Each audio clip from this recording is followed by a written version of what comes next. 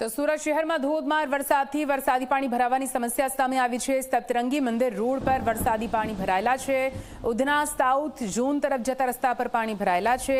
પાણી ભરાતા વાહન ચાલકોને ભારે પરેશાની પડી રહી છે। વરસાદી પાણીમાં વાહનો બંધ પડતા અટવાયા હતા ઘણા વાહન ચાલકો। આપ દ્રશ્યોમાં જોઈ રહ્યા છો। આપ જો ટુ વ્હીલર કેવી રીતે બંધ પડતા હાલ તો તેને હંકારીને લઈ જવું પડી રહ્યું છે।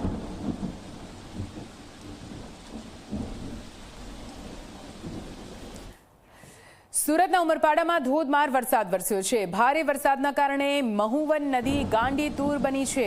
નદીના એ દ્રશ્યો આપને બતાવવા છે જ્યાં નદીના પાણીની ભરપૂર આવક। શરદા ગામનો લો લેવલ બ્રિજ હાલ તો પાણીમાં ગરકાવ થઈ ચૂક્યો છે।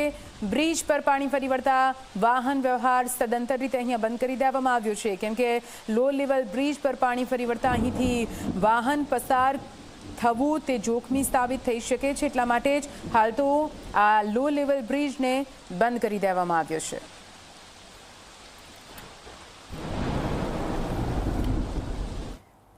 સુરત શહેરના પાંડેસરા પિયુષ રોડ પર વરસાદી પાણી ભરાવાની સમસ્યા સામે આવી છે। સેવા હોસ્પિટલ બહાર રોડ પર વરસાદી પાણી ભરાયા।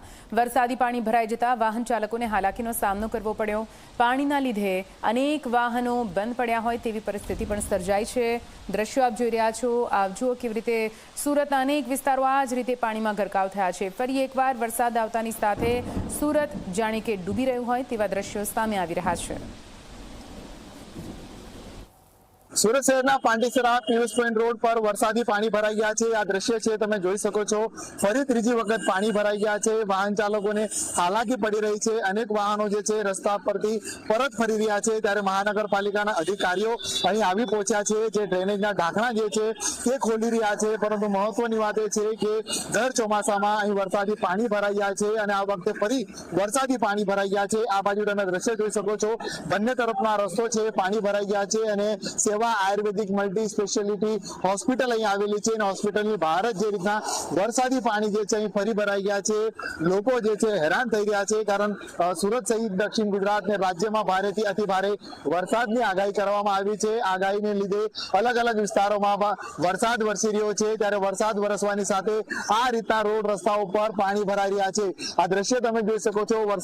વરસાદી પાણીના નિકાલ માટે આ વરસાદી જાળી લગાવવામાં આવી છે પરંતુ જે રીતના અંદર જે પ્લાસ્ટિક અને ગંદકી ના લીધે આ પાણી ત્યાં ઉતરી શકતું નથી ત્યારે મહાનગરપાલિકાના અધિકારીઓ આવી પહોંચ્યા છે અને પાણી નિકાલ કરવાની જે છે કામગીરી કરી રહ્યા છે કારણ સુરતની અંદર જે પૂરની પરિસ્થિતિ સર્જાઈ હતી તેને લઈને લોકો હેરાન પરેશાન થયા હતા ત્યારે તંત્ર દ્વારા જે છે હાલ આગાહીને પગલે એલર્ટ મોડ પર છે અને અલગ અલગ અધિકારીઓ મહાનગરપાલિકાની ટીમ અગાઉથી તૈનાત કરી દેવામાં આવી છે અને જે રીતના પાણી ભરાઈ ગયા છે તેનો નિકાલ કરવા માટે કામગીરી કરી રહ્યા છે। પરંતુ મહત્વની વાત એ છે દર વર્ષે વરસાદી પાણી ભરાઈ જતા લોકોને ભારે હાલાકી પડતી હોય છે અને ફરી ત્રીજી વખત પાણી ભરાઈ જતા વાહન ચાલકો સહિત અનેક લોકો અટવાઈ રહ્યા છે।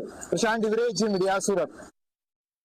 ધોધમાર વરસાદને પગલે સુરત પોલીસ પણ એલર્ટ મોડમાં આવી ગઈ છે। અલગ અલગ વિસ્તારમાં પોલીસ લાગી છે કામે। જે વિસ્તારમાં પાણી ભરાશે ત્યાં પોલીસ મદદ પણ કરશે। અલગ અલગ વિસ્તારમાં પોલીસ ટ્રાફિક નિયમન કરાવશે। ઇન્ચાર્જ પોલીસ કમિશનરે લોકોને અપીલ કરી છે। પોલીસની કામગીરીને સાથ સહકાર આપવાની અપીલ કરવામાં આવી છે।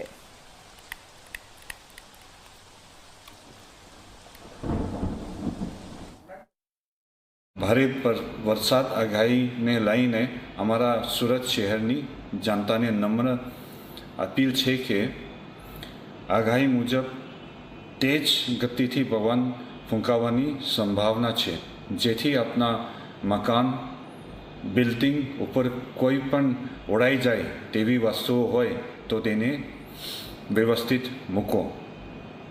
ઝાડ વીજ થાંભલા હોર્ડિંગ્સ અને નબળા બાંધકામમાંથી દૂર રહો। ખાનગી હોર્ડિંગ્સના સંચાલકોએ હોર્ડિંગ્સ ભારે પવનમાં પડી ના જાય અને કોઈને નુકસાન ના થાય તે અંગે તકેદારી રાખવી। પાણી ભરાયેલ હોય તેવા રસ્તાઓ ઉપર ચલાવવાનું અથવા વાહન ચલાવવાનું ટાળો। કોઈ પણ નાગરિકો સંકટના સમયે પોલીસ કંટ્રોલ રૂમના હેલ્પલાઇન નંબર 112 ઉપર તાત્કાલિક સંપર્ક કરી મદદ માંગી શકે છે। સુરત શહેર પોલીસ આપના સેવામાં હંમેશા તૈયાર છે।